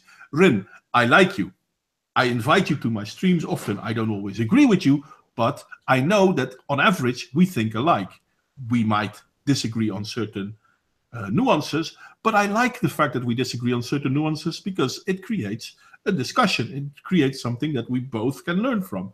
Not just you, not just me, but other people as well. I don't 100% agree, for example, with Thomas Sowell. I don't 100% agree with Tree of Logic, but then I don't have to. I enjoy them. I don't 100% agree with Sargon. I don't 100% agree with name whomever you want, but that's okay. With me, for example. Well, indeed, but we learn from each other because we share a culture, and in a way that also makes us identitarians. But we are the sort of identitarians that are accepting of people who are accepting of us. Well, that is an interesting way to put it. And hey, Carlos, I am glad I'm glad you're back. I lost my train of thoughts because you did bring up something earlier, and I forgot what it was. Oh, now I remember. You said something about, like, you were talking about bread and circuses, and you said that circuses is not entertainment. Circuses are anything that distracts you, even the news, because it takes your mind off society, the willingly. However, I think that, like, feminists and Black Lives Matter and the alt-rights, like even people like Richard Spencer and millennials, I do think that they all think that society is dwindling. Yeah, but listen, everything is identitarian. This is what I'm trying to say. The difference is you have inviting, accepting, and open identitarianism, which is, in my idea, how I perceive Western culture and individualism. And you have exclusionary identitarianism. You're part of my group, and if you're not part of my group, you're a problem. This is Black Lives Matter, this is feminism, but this is also white supremacists. Do you understand the divide in those two role groups? Yeah, we've all talked about this before, so yeah, we all I was just trying to bring the topic back to, like, bread and circuses, because I just thought that circuses was just entertainment, but I never viewed circuses as meant to be a distraction. No. Well, the name circuses is the distraction in itself. For example, circus is not what it meant in Roman times, what it means today. You can see, like, Piccadilly Circus in London. It is not a circus there, but there must have been something there that was a distraction. For example, now it's a lot of stores and restaurants and theatre. For example, lots of theatre in Piccadilly, and that's where it is. It is the distraction. The circus basically means distracting you from mundane things, mundane whatever. But it's not literally a circus, obviously not. Oh, no, but I know that circuses. I don't circuses meant entertainment, like video games and food. That is part of that is part of a circus. Anything that distracts you. Yeah. Video games, news, theater, television, internet, telephone, whatever. Everything that distracts you is a circus. So Oh, think I of the just think broad sense. And the I thing just figured where you and the Rage Golden One disagreed. You said that circuses are there to keep you distracted from a dwindling society, while Rage Golden Storm says that circuses are there to keep you distracted from corrupted politicians. So How is that not agreeing with Mm, not mutually exclusive. yeah. And yeah, the thing is, though I do think people do notice those things because I mean I disagree with the alt right on a lot of things, but they do believe that society is dwindling. Like I said before in the analogy of a Portuguese dictatorship, they used the football, European soccer. I mean, the music, national music, which was fado, for example, to distract people that they were not starving, but they were extremely poor. They had enough to eat, but they did not amass wealth, education, prospects in bettering themselves in life. So they used those mechanisms to distract. That is what a circus is. So they would not rebel. That is what is the circus bit. It is not. It is a form of control. It is to not have the populace, which is a vast, vast majority, to rebel against the small minority dictatorial governments or rulers or whatever you want to call them. and they're succeeding too. Some long ago, I was talking to Exactly. my husband, and I felt like I'm on Facebook in like I don't know, Okay. X amount of years. And here's the thing: I've noticed that at the beginning when I joined with the people I knew from internet, so I knew them longer. It's like you had different kind of discussions. If you disagreed, you disagreed. If you didn't like the movie, the response would be more like, "Oh, I actually like it," or "I didn't like it too." They would ask you why you didn't like it, why you liked it, whatever. And then somewhere along the lines, if it happens, you have discussion instead of fucking cat playing piano, then the people they just want you to say what you want in like 3 sentences because they don't have the time anymore to read what you have to say if it's a bit longer. And if you even dislike the movie, they're saying like, yeah, haters gonna hate. So the distraction succeeded really because people who used to really have a discussion, read, they just don't do it anymore because it's too time consuming to have really a discussion because they don't pick one thing they have. They want to have and social media and go to the cinema and play the game. So they really succeed at that. I would love to have the guy that made the video on here today. If I that would makes love sense. to have debated him, honestly. Raging, yeah. well. Yeah, I I mean, would. We've been really good, calmly debating stuff, and I have learned something. I hope you guys have also learned enough, something, not just Yeah, from. this has been very educational for me, like very educational. Like I always learn new things when I come here. Like, it's like I always come here and I always learn something new. You're not the only one, Rin. I also always learn things. but that's Rin. Remember when Sargon and Christiosity had a spat? Yeah, I do. Yes, I remember. You remember that we talked about it, and I said, you don't have to agree with Sargon, you don't have to agree with Christiosity, just don't get dragged into the middle of it. I don't Yeah, remember exactly. you saying that. Well, we did talk about it. Yeah, we did talk about it, but I forgot what you said. But I don't know if you guys did in public, but No, yes, we that did is in what public. you do. You don't drag it in. You don't, guys don't. No one has to be dragged into the middle. You people, we need to learn. That is what's good about learning.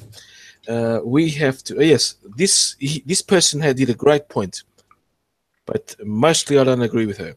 I agree with that point. That other person said, had a shit point, but I agree with you mostly. But he did that person did a bad point, made a bad point. Both of them together, they both do a good argument. The thing is, I'm sorry, I really want to say that is how you defeat the circus part of the narrative.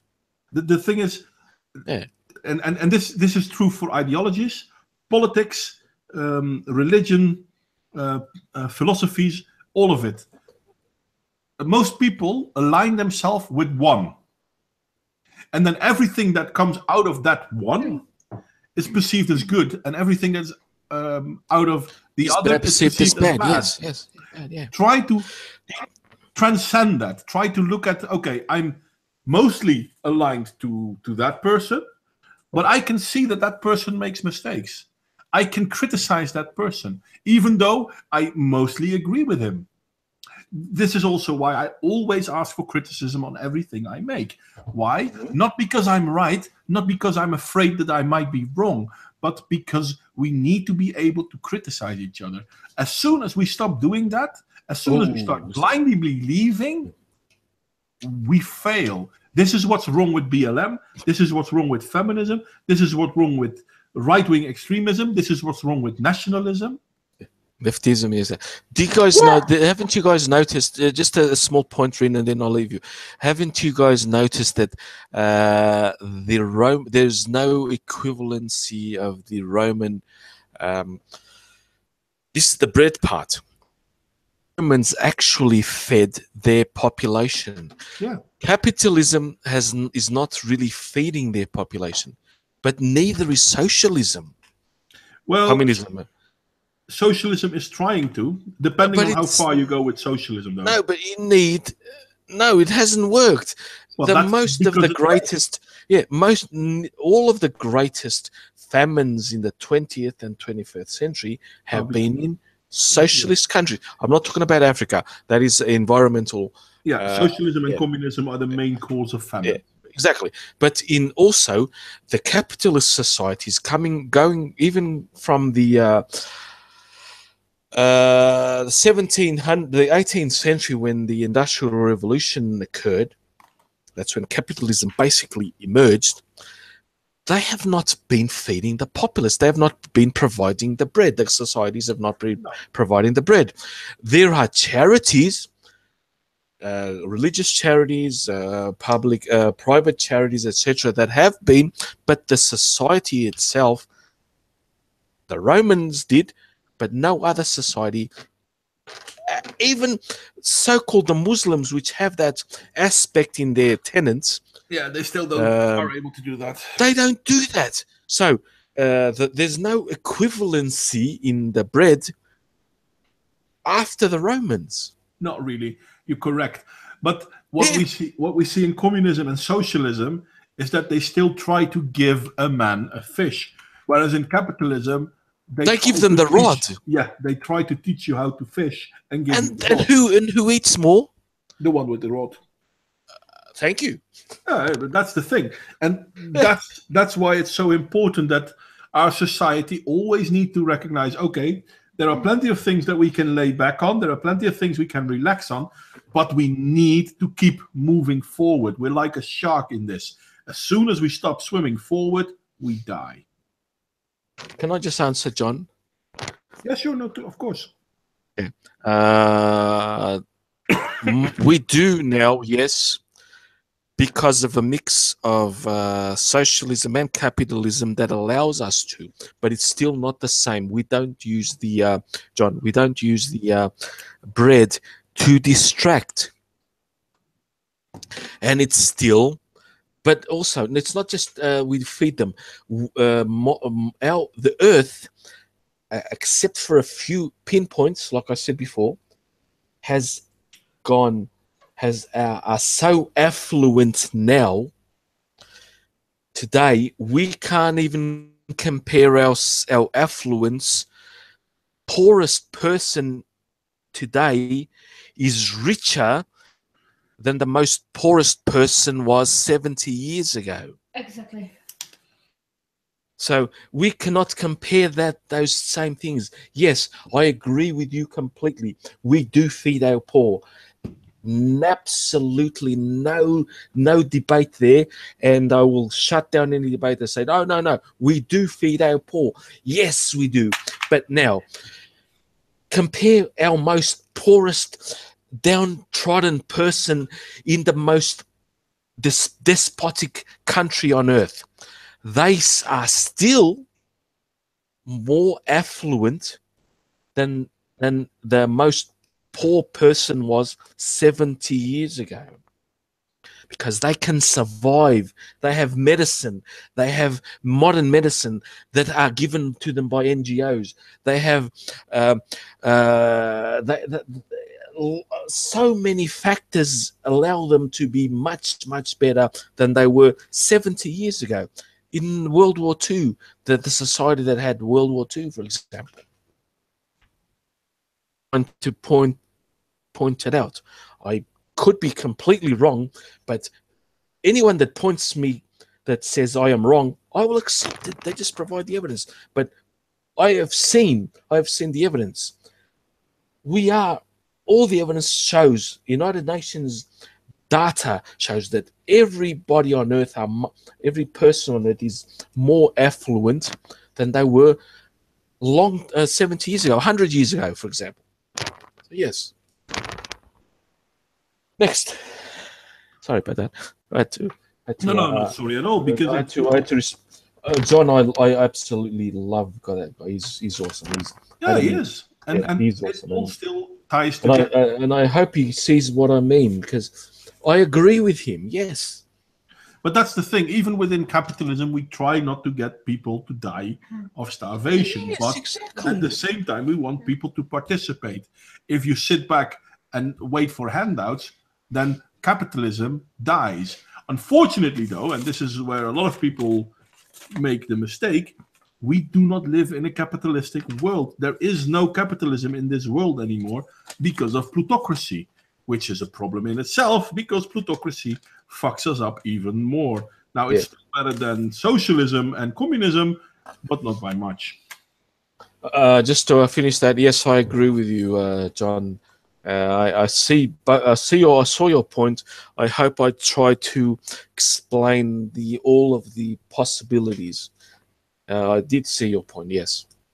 And anyway, considering the time, and we've been back and forth on bread and games, and we tied in Moustopia, and we tied in Sweden. Rin, I posted 2 links in this group chat thing, private chat here.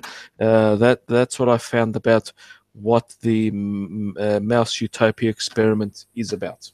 Oh, I linked it. Yeah, in the chat. Carlos, do you have any links to back up your claims about Nigeria doing so well in America, beating Yeah, their I will get it to you in a moment. I should have it somewhere because I made a video about it not too long ago.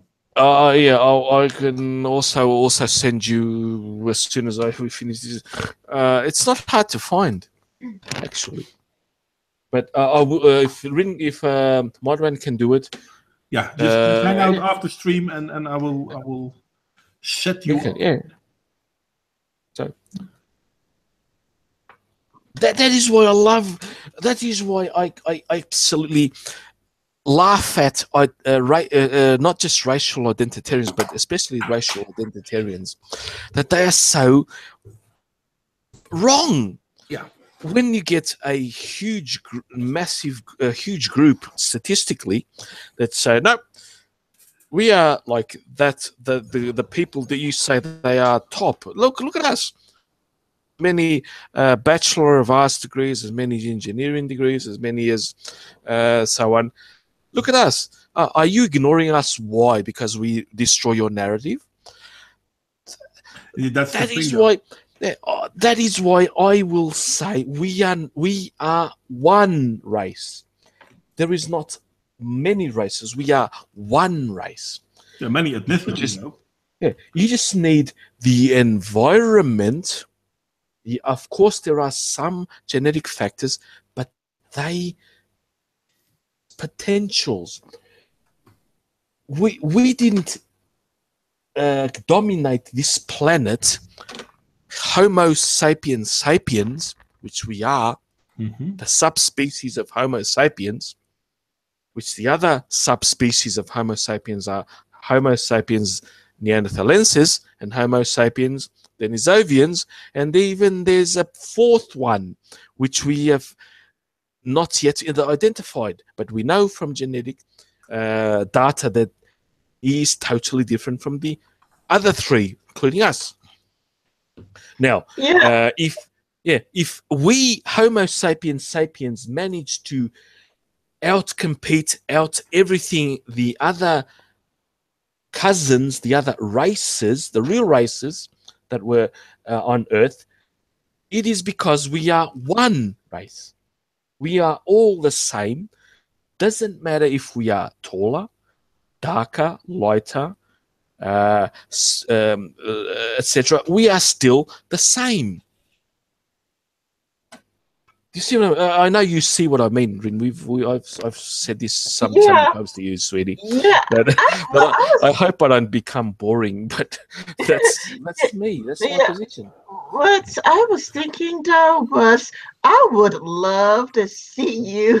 It may not happen. It may not happen anytime soon or ever, but I would love to see you in the Just a Car in a live debates about this, because I watched a video about it Just a Car about like 2 or 3 days ago where he was defending race realism. Again, he was saying that there is a difference between the races, and black people are faster sprinters and things there are some things, but that's not ethnical. That's just environmental. See, I would love to. I am absolutely open to talk, not even debate, just calmly talk, discuss ideas with everyone. But apparently, I am so ignored. But I'm fine. I have absolute gorgeous and superb friends which strike my ego, so I don't get depressed. And so they are missing out on an very. I think. Oh God, I hate striking my own fires, but they are missing out on a very, very poignant and individual points of view. And I will debate anyone. But this is the thing with people who want to defend certain ideologies or certain philosophies or religions. They have a stance. They can defend their stance, and everything that is an exception is either exaggerated or not true or not important. And therein lies the problem. Because if you know the exceptions, you know how to counter their arguments. But they're not interested in countering to hearing your counter of the arguments. I have this problem with feminists. I always invite them to discuss with me because I know the exceptions to their argument. But they're not interested in those exceptions because then they have to admit that they're talking right. Well, I would have to say this, the debating the race realists is a lot difficult than debating the feminists. Debating the feminists it's not. No, it's not. It's easy. It's just as easy. You just need to know the topic. Yeah. Yeah, it's just that like you have heard of the Crouton T incidents against JF, where like now Crouton T sets all of his videos to private, set his Twitter to private, and everybody is declaring the race realist JF the winner and Crowd the loser. Which I find that so disclosure. Everyone that's listening and everyone, I was in that server. I was one of the academics. And I didn't even know about that server. Well, exactly. Now you know. I am so pissed off because no one mentions my name. But the thing There's been so much. Yeah. Can I finish? No, I'm sorry, but what I heard about it is that there were people talking about, genuine issues, and then there were people who tried to steer the conversation, so to speak, by Well, censoring, etc. apparently, there's supposed to be people that have doxed. I would love to know who was doxed, and if anyone was actually doxed, I will condemn it to the most extreme, to my completely. Well, Doxing well, is wrong. well, there's You know, there's a screenshot of Zerf, like intimidating JF, and he has JF's full name, and he was taunting him that he was gonna like release his what address and phone isn't he number. called John Francois whatever? Yeah, like Whatever. Sean Francois or something like that. Is that so? He knows his full name. Okay. I don't know who Zeph is for the start. I do not know who he is. I know most of the people that were there, Cratton T, Sandre, and a few other academics. My interaction in that group, I helped one of their academics that they had there to help to know how to research chemistry. He was a chemist, and to research, to Google chemistry papers and shit. So, you're talking about Suntrey? No, not Sandre. No, another one. He's an American. I can't remember his name, but he was a student. Sandre is a European. He knows his stuff. Sandre, I would have said it wasn't Sandre. That is my total interaction and a few other things. Put on a few of my old videos on race, debunking race in the stream, in the certain sections. But I still don't know who was doxed. If anyone was doxed, it's bad. I'll condemn it, absolutely. But if no one was doxed and they are putting the narrative that someone was doxed or it was a doxing Discord server, I will also condemn that. No. There was a screenshot where you could see, like Zerf taunting. But Zerf was Zerf. I don't know who the fuck he is. I don't know who invited me. I don't know who.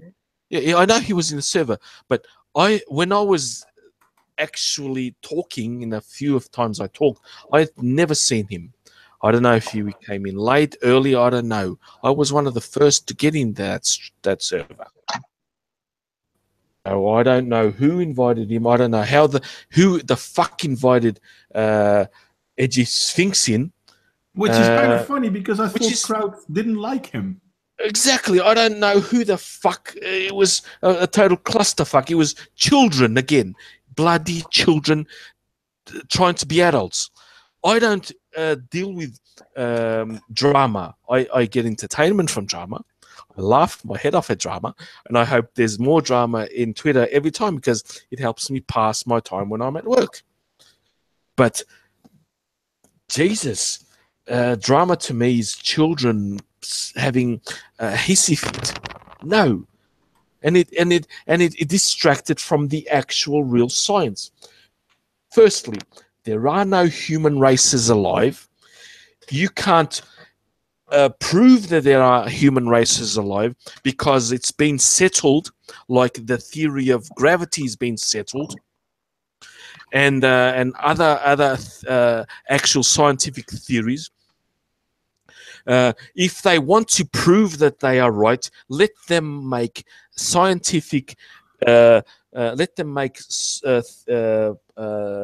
publications which follow the scientific method, which will be independently tested by people to see if they are right. Once they are right, if they are proven right, I will accept it.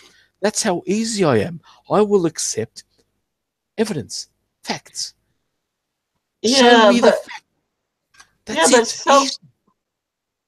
Yeah, but so for everybody, it's now suddenly declaring that JF is the winner, and like if you watch the Andy Worski live stream, everybody was saying that they went further than saying that JF was right. They went so far as to say that Rage After Storm was right. Okay, and was his Andy position, Worski Rin? made a live stream called Rage was right, huh? I didn't see any of that drama because I don't have time to look at 3 hour, 2 hour, 1 hour and a half streams. What did he win? What did he prove? Did he prove that there are more than one races alive today? I'd like to know. I don't know. Well, for me, JF, he makes 8-hour live streams. I am not watching a live stream that long. I refuse. I refuse to watch an 8-hour long live stream. It's not worth it. I will debate JF easily. He just has to contact me. I will debate him on how many races there are on it, who are the races, what are races, what is a race. I will debate him on biology. Anyway, guys, considering the time, I'm going to call it quits because we've been at it for 2 hours again, and it's kind of my magic borderline. So absolutely, I'm 100% on with Carlos on race. But yeah, we had a good talk about bread and games, and yes, we added in Moustopia because I think it fits. And hey, my stream, so fuck it, I'm going to do it. We talked about the concept of bread and games, not just physical bread and physical games, but distraction. Does that answer the primary question you had on it, Rin? Oh, I didn't have a question on it. I just thought that it would be a fun thing to talk about. Okay. Well, it was. It really was. Oh, we need to do this more. This is. As soon as I saw it, I thought, "Thank you, Rin." It's really. A great I also wholeheartedly thank you, Rin. Yeah, and I tried to invite, Rage Golden, whatever his username is. That guy, yeah. He didn't want to come though. He said that he was too busy. Like he's really busy to come. We're not big enough. We're not big enough. Yeah, we're not big enough. He won't get a boost in his channel. Would have been a good boost for us, but no. That's not for me. That's not a boost. I get boosts from people I like. True that. Not from people I. Well, shit. If I debate some of the opposition, I'm sure I'll get the biggest boost ever. I'll go from about 1,000 to about 55,000. Yeah, well, because I know I will win, and I am confident I will win.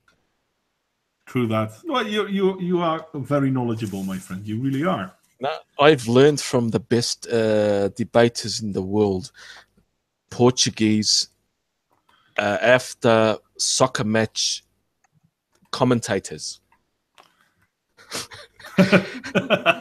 They know cognitive dissonance. They know double think, double speak, or everything. They know that to a T. And I've been observing them for a few years, and so I know how everything works. That's why I'm unique. Yeah. I am going to end it. Guys, Rin has a channel. Check her out. I will link it in the chat. Oh no, sorry, not in the chat, but in the thingy down below.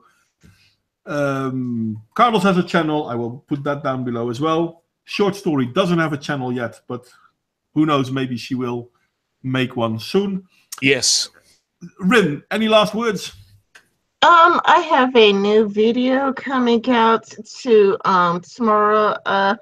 It's me just owning up to a mistake I made. Like I had a previous video called, this is what a centrist looks like, and I probably sounded like an anarcho-capitalist, but then like I watched the Just the Car debunking anarcho-capitalism, so I do tomorrow just correcting the errors and mistakes that I made. Okay. Carlos? Okay, I'm doing my final year stream Friday, 10 p.m. London time, because I even though I don't work on on Monday, I might do something on Monday, but that'll be next year. But I want to do the final one on the 29th, which is Friday. And everyone, please. Subscribe and watch Modwain and Rin's channels, because they are so awesome. Please, honestly. Okay, Yes. Short, you want to say something? Just thank you to have me here. It was a good stream. I had fun, and I learned something. I'm looking forward to more. Well, Short, people please make a channel and do Yeah. things. Yes. start making your own stuff. Yes. It's difficult. It's not. It's easy. You just have to be better communicator than I am, and I'm crap. So you are better than. So see, it's easy. Well, she is a woman. She does have a leg up on us. You sexist. Well, it's true, though. Okay, so I'm going to be the one finishing the stream off. Thank you very much for coming. Sorry, ramblings, that I didn't put an invite on the Skype channel. I totally forgot. My fucking bad. It would have been great if you were here. Thank you all for coming. Hi, by the Warped, by the Davy, by the Sicko, by the Crusader, by the John. I wish you all a great end of the year. I'm not going to wish you a Merry Christmas because that is behind us now. I do wish you all the best for the end of the year, and I hope to see you all next year. First Wednesday of the year, I'm going to try to make how much did you drink thingy. What? And I like to thank you all for coming. It was a great stream once again. And this is where we're going to say bye-bye. Bye-bye. Bye bye. Bye. Bye bye.